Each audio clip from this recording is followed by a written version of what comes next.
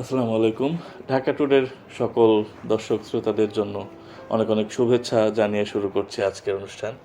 আজকে আমাদের সাথে এমন একজন মানুষ উপস্থিত আছেন যিনি দায়িত্বশীল চিকিৎসক, দক্ষ প্রশাসক, গণমাধ্যমে স্বাস্থ্য সচেতনতার পরিচিত মুখ এবং সাহিত্যমনার লেখক ডক্টর আয়েশা শিল্পী।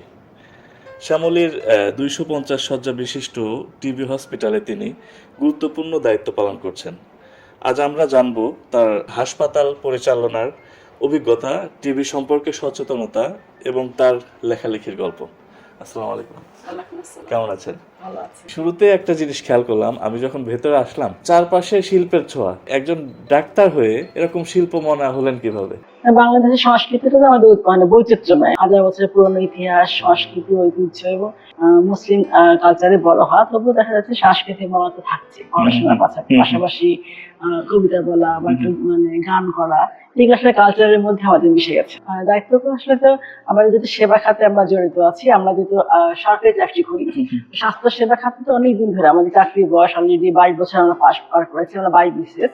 পেশেন্টের সাথে তো সম্পৃক্ত আছে, সাথে এখানে যারা ডাক্তার আছেন, কর্মচারী আছেন, তাদের সবাই ঠিক মতো আসছে কিনা উপস্থিতি নিশ্চিত করা, এবং কোন ওষুধ কোথায় ব্যত্যয় হচ্ছে, কোন সমস্যা হচ্ছে কিনা, বা কোনো ধরনের রোগী কমপ্লেন হচ্ছে কিনা, সবকিছু কিন্তু ম্যানেজ করতে হয় A to Z। হাসপাতাল শুরু থেকে শেষ পর্যন্ত 24 আওয়ার 24 ঘন্টায় কিন্তু সবকিছু মানুষের সেবাটা নিশ্চিত করা হয়। সেই দায়িত্ব পালন করতে যাতে প্রান্তিক পর্যায়ে, তৃণমূল পর্যায়ে সেবা যাতে চলে যায়, এবং সেই লক্ষ্যে কিন্তু সরকার কাজ করছে। অবশ্যই প্রধান কার্যক্রম হলো যেহেতু টিবি হাসপাতাল, যক্ষা আমরা নির্মূলের জন্য কাজ করছি। 2035 সালের মধ্যে বাংলাদেশ থেকে যক্ষাটা নির্মূল করা মানে একদম জিরো না, এটা এমন পর্যায়ে নিয়ে আসলে জনস্বাস্থ্য যেন হুমকি না হয়, সে লক্ষ্যে কিন্তু জাতীয় যক্ষা নিধন কর্মসূচি সেটা কিন্তু কাজ করে যাচ্ছে সারা বাংলাদেশ ব্যাপী। সেটা কিন্তু আমাদের এখানে হচ্ছে যক্ষা রোগী ভর্তি করা এবং তাদেরকে ট্রিটমেন্টের আওতায় আনা, এবং যক্ষা যাতে ছড়িয়ে না পড়ে সেই ব্যবস্থাপনা, মানুষের মধ্যে যক্ষা ঝুঁকিটা কমিয়ে আনা, এবং যক্ষা সম্বন্ধে মানুষের যে আতঙ্কটা আগে ছিল সেটুকু কমিয়ে আনা, সবকিছু মিলে সেগুলো কাজ কিন্তু আমরা করে যাচ্ছি। এখন ইদানিং কিন্তু রোগীর সংখ্যা অনেক বাড়ছে, যেটা হলো যে অতীতে ছিল 200 থেকে 300 বা 400, ইদানিং কিন্তু 600 700 ক্রস করেছে। একটা কথা না বললেই নয়, এক সময় প্রচলিত ছিল যার হয় যক্ষা তার হয় রক্ষা। তো এখন তো সবাই সচেতন, তারপরে এত বাড়ার কারণটা কি? কারণ এখন হলো শনাক্ত বেশি হচ্ছে, আগের চেয়ে কিন্তু অনেক কমেছে। 15 সাল থেকে কিন্তু অনেকটাই কমেছে আক্রান্ত মৃত্যু, কিন্তু এখন শনাক্ত বেশি হচ্ছে। মানুষ আরেকটু সচেতন হয়েছে, একটু কাশি হলে টেস্ট করতে আসে, টেস্ট করলে কিন্তু আমি ধরতে পারছি তার আসলে টিবি আছে কি নাই। যখন টেস্টের আওতা থাকে তখন কিন্তু ছড়িয়ে পড়তে পারে, তখন কিন্তু ব্যাপ্তি হয় অনেক বেশি। যেহেতু টেস্টের আওতায় আসছে, শনাক্ত বেশি হচ্ছে, এই জন্য আইডেন্টিফাই কিন্তু অনেক বেশি হচ্ছে, যে তাকে যক্ষা রোগীটাকে তার কিন্তু দেখা যাচ্ছে শনাক্তটা বেশি হচ্ছে, কিন্তু মৃত্যুর সংখ্যা আগের চেয়ে কমেছে, আক্রান্তের সংখ্যা আগের চেয়ে কমেছে। যক্ষা রোগটা দুই ধরনের, একটা হলো ফুসফুসের মধ্যে মানে পালমোনারি, আর এক্সট্রা পালমোনারি ফুসফুসের বাইরে। আমি যদি বলি মোটা দাগে যে মাথার চুল এবং হাত পায়ের নখ ছাড়া শরীরের যে কোনো অঙ্গ প্রত্যঙ্গে যক্ষা হতে পারে। এই জিনিসটা আমার সঙ্গে জানতো না, যেটা ফুসফুস সেটা কিন্তু আছে। সেটা যদি আমি যখন টিবি ডাক্তার শুরু করি তখন কিন্তু 1 মাসের মধ্যে সুস্থ হতে হয়, কিন্তু টানা 6 মাস 9 মাস অথবা 12 মাস লাগতে পারে। এই যে যেটা ফুসফুসে সেটা হাতিকাশির মাধ্যমে ছড়ায়, কিন্তু ফুসফুসের বাইরে সেটাকে হাতিকাশির মাধ্যমে ছড়ায় না, সেটা কিন্তু ছোঁয়াছে না। এই যে ধারণাটা অবশ্যই যে অবশ্যই যে পজিটিভ থাকে, সে যদি ওষুধটা না খায় অবশ্যই ছড়িয়ে পড়বে, কিন্তু এই পালমোনারি টিবিটা এক্সট্রা পালমোনারিটা ছড়াবে না। এক্ষেত্রে এক্সট্রা পালমোনারিটা বুঝতে সমস্যা হয়ে যায়, কারণ দেখা যাচ্ছে যে অনেকের ক্ষেত্রে বুঝতে পারে না, তাদের কাশি নাই, তখন তার বাইরে হচ্ছে, যে কোনো লিফ নোটে হচ্ছে বা হাতে পায়ে যে কোনো শরীরে, আপনার ব্রেনে হতে পারে বা বোনে হতে পারে বা হাড়ে হতে পারে, সেক্ষেত্রে বুঝবে কেমন করে? দেখা যাচ্ছে যে একটা পেশেন্টের অনেকদিন ধরে তার সুস্থ হচ্ছে না, কোনো কারণে অ্যান্টিবায়োটিক খেলেও ভালো হচ্ছে না, একটা ফোড়া হলো বা একটা লাম হলো, হালকা শক্তও না নরমও না, সেটা সহজে ভালো হচ্ছে না। হয়তো ধরনের একটা অসুখ হলো সহজে ভালো হচ্ছে না, অথবা একটা থেকে ইনফেকশন হলো, ইনফেকশনটা ভালো হচ্ছে না।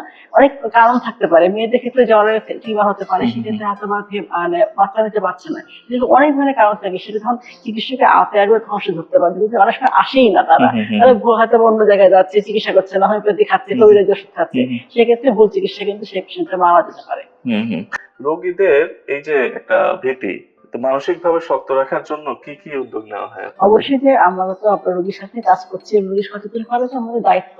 আগে থেকে কিন্তু অনেকটা ভীতিটা কমেছে, রক্ষা নেই, কিন্তু তারপরে এখনো কিছুটা মিথ রয়ে গেছে। অনেক প্রত্যন্ত অঞ্চলে কিন্তু আছে অনেক যে হাই সোসাইটিতে মিথটা রয়েছে যে না, যক্ষালে বলবো না, কিন্তু আগের চেয়ে অনেকটা কম। এখন কিন্তু মানুষ নিজের কথা বলতে আসে, সেটা আমি কোভিড থেকে দেখেছি। মানুষ এখন বুঝতে পারে যে আমার মৌলিক অধিকার, আমি বলবো, তারাকে বলতে আসে। কিন্তু এখনো কিছু কিছু আছে পিছিয়ে পড়া জনগোষ্ঠী তারা কিন্তু বলতে চায় না, সেই জন্য কিন্তু আমাদের মন্ত্রণালয় যত থেকে সেই নির্দেশনা কিন্তু আছে এবং তারা কিন্তু প্রত্যন্ত অঞ্চলে যে কাজ করছে রোগীর পকেট খরচ মানে যেটা পকেট খরচটা হচ্ছে রোগী সেটুকু কমিয়ে আনা, যতটুকু ফ্রি সার্ভিস দেওয়া যায় সেটা কিন্তু আমরা করে যাচ্ছি। একটা জিনিস বোঝা যায় যে এটা শুধু চিকিৎসা নয়, সচেতনতারও বিষয়। অবশ্যই।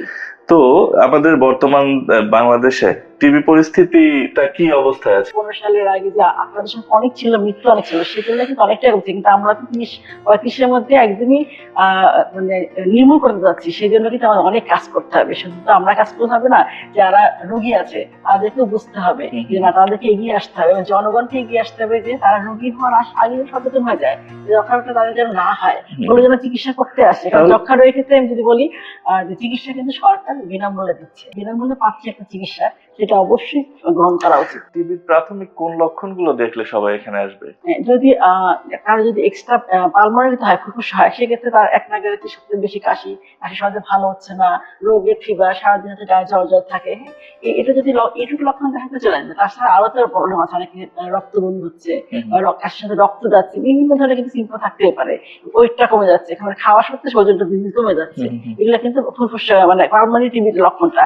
আর এক্সট্রা যেটা সেটা আগেই বললাম যে সেটা বুঝতেই পারে না, হয়তো বোন টিবি অনেকদিন ধরে হাড়ে ব্যথা, তারপর ঘাড়ে ব্যথা, পিঠে ব্যথা, ভালো হচ্ছে না সহজে, অথবা মাথায় কোনো একটা সমস্যা দেখা দিচ্ছে, ব্রেন টিবি যেটা বা স্পাইনাল কর্ড টিবি, অনেকখানে কিন্তু বিভিন্ন সিমটম থাকতে পারে। টিবি তো পুরোপুরি নিরাময়যোগ্য?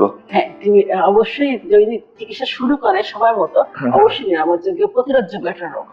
নিয়ম হলো যে টিবি ভ্যাকসিন নিয়ম হলো মিনিমাম 6 মাস।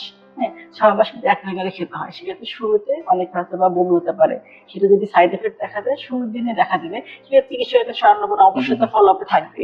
বেশিরভাগ ক্ষেত্রে দেখা যাচ্ছে যে হ্যাঁ কিছু সমস্যা হচ্ছে না, কিন্তু 1-2 দিন হতেই পারে, যদি আমরা কিছু টেস্ট করি, লিভার ফাংশন টেস্টটা করি যে কোনো লিভার আগে কোনো সমস্যা আছে কিনা, সমস্যা হলে আমরা টিবিটা কিছুদিন বন্ধ রেখে আবার পরে শুরু করি।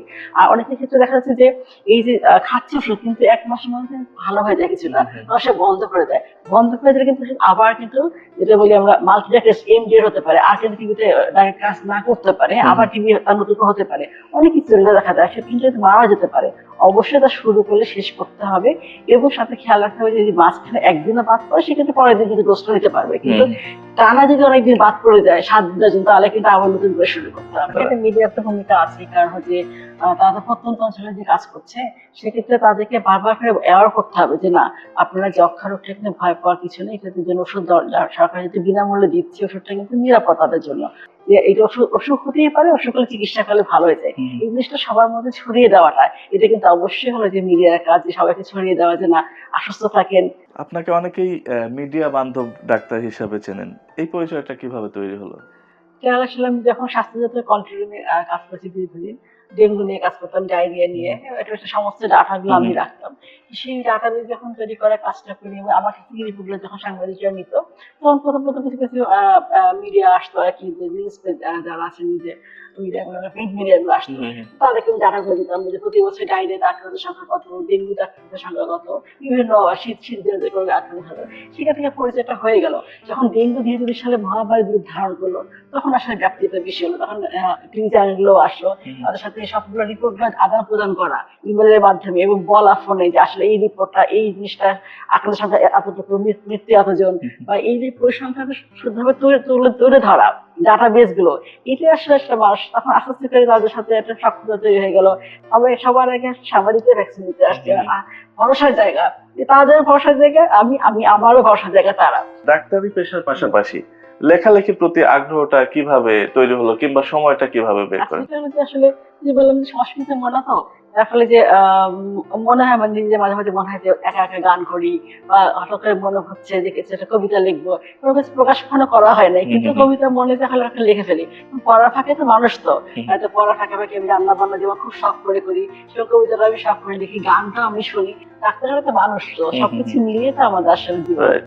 অবশ্যই যে লেখা তো জীবনের একটা অংশ, বাস্তবতা নিরিখে তো লেখা, কখন লেখাটা আসে, সবকিছু কিন্তু বাস্তবতা নিরিখে। এই যে মানুষ আমরা নাটক সিনেমা দেখি, বাস্তবতা আলোকে কিন্তু বানাচ্ছে, তাই না, বাস্তবে যেটা সেটা তুলে ধরছে, তো লেখাটা আমার সেরকম, যখন আমি লিখি বাস্তবতা নিরিখে লেখা, সেটা কিন্তু আমার জিনিসের মধ্যে অবশ্যই সেটা প্রয়োজনীয় পড়ে।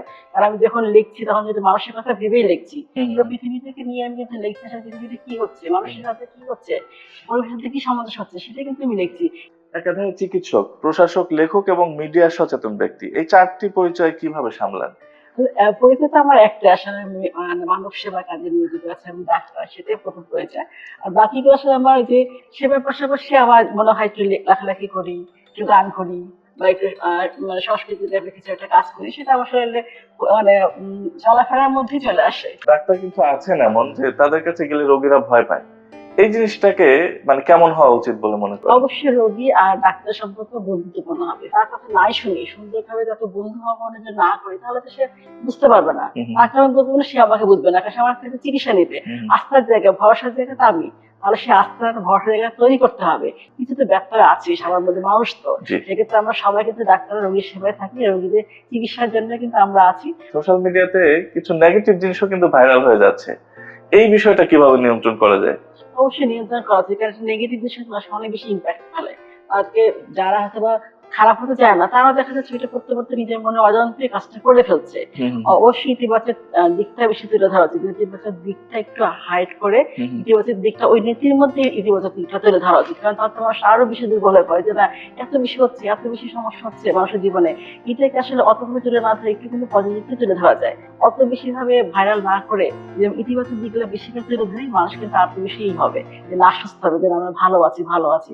সারাক্ষণ নেগেটিভ কথা শুনতে কারোই ভালো লাগে না, সবার এটা ইতিবাচক কথাগুলো থাকবে, পাশাপাশি অবশ্যই যেগুলো সমস্যা তুলে ধরতে হবে, কিন্তু সুন্দরভাবে। ঢাকা টুডের দর্শকদের জন্য কিছু অবশ্যই বলবো যে ঢাকা টুডেকে ধন্যবাদ, শুভেচ্ছা, এবং সবাইকে নিয়ে সবাইকে বলবো যে আসলে সবাই মিলে তো আমরা বাংলাদেশ, সবাই মিলে একসাথে ভালো থাকি, সুন্দর সমাজ গড়ে তুলি, আমরা সামনের দিকে এগিয়ে যাই, উন্নত দেশ গড়ে তুলি। সবার জন্য শুভকামনা।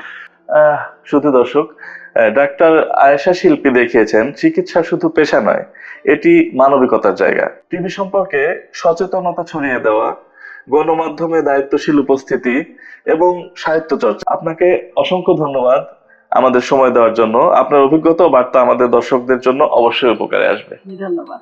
ঢাকা টুডের সকল দর্শককে অনেক অনেক ধন্যবাদ জানিয়ে আজকের এই সুন্দর এপিসোডটি এখানে শেষ করছি।